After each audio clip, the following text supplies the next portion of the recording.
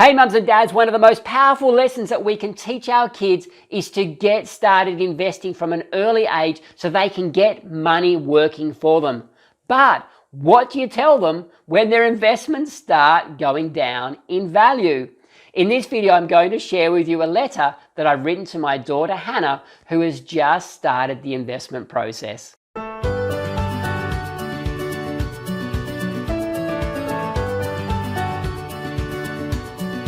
Hey guys, welcome to day 15 of my 366-day journey to teach my kids everything they need to know about money. Today I'm going to share with you a letter I've written to my daughter Hannah, explaining to her how she should deal with the reality that her investments will go down in the future.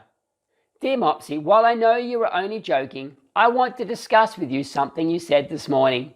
Now I can hear your brain thinking, uh-oh.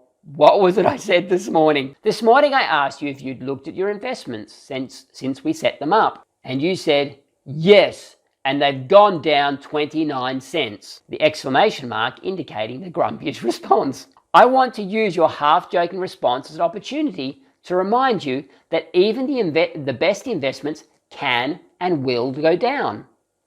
In the last 50 years, there have been 4 really big falls into the share markets around the world, especially Australia.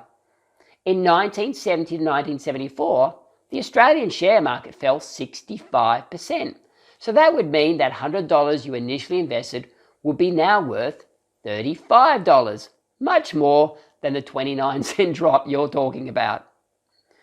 In 1980 to 1982, the Australian share market fell 43%. In 1987 to 1990, it fell 46%. And then in 2007 to 2009, it fell 50%. And I guarantee you will see the value of your investments fall by 30, 40, 50, or even 60% in the next 5 to 10 years. You will notice that I said, I guarantee these things will happen. It is just part of the investment cycle. But there are 3 really good things I always want you to remember when your investments are going down.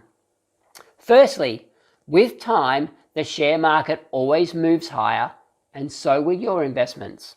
Secondly, investments that fluctuate in value a lot, that's called volatility, that fluctuate a lot in value like shares will always give you the best returns. And lastly, every time the share market falls in value, think of it like the Boxing Day sales. You get to buy more of the things you like at a much cheaper price, and therefore you get to buy a lot more of them. Yay! So while I know you're only half joking, and I also know you're a little bit disappointed that your investments hadn't rocketed up overnight, the most successful investors are those that think long term and embrace the ups and downs. As Dory said to Nemo, just keep investing, investing, investing. Or at least, I think that's what she said. I'm proud of you, Mopsy. Love, Dad. Now, mums and dads, my Hannah was joking that her investments, she'd invested $100 to get started. Those investments had gone from $100 down to, I think, $99.71 or something like that. And I think she was a little bit disappointed that they hadn't shot up. But that's life. And it's important that we're talking to our kids about this. If we're going to help our kids embrace compound interest and get them investing on a regular basis, and this is super important, they don't just start, they keep investing through the ups and downs, then they are going to build some serious wealth over time. Now, here are 4 really key points that I want you to share with your kids. Firstly, significant fluctuations in share markets is a fact of life.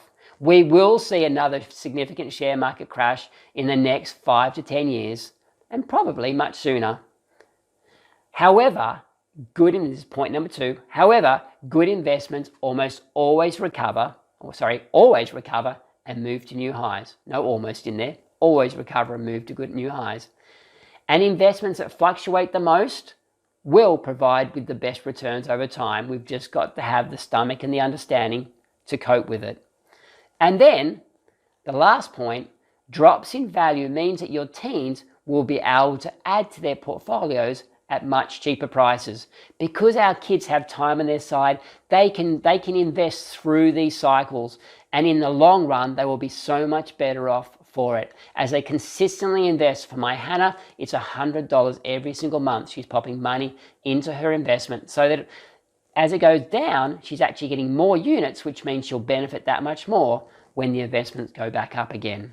So very simple lesson, mums and dads, very simple message. Don't overcomplicate it. Help your kids get into investing as early in life as possible, and make sure they stick with it and they understand that there will always be volatility. The markets will go down, but they always end up going up in the end. And to continue following my journey as I teach my kids everything they need to know about money over the next 12 months, please click on the subscribe button, my left, your right, click on that button, and together we can teach our kids everything they need to know about money so they can live their lives, pursue their dreams free of money worries.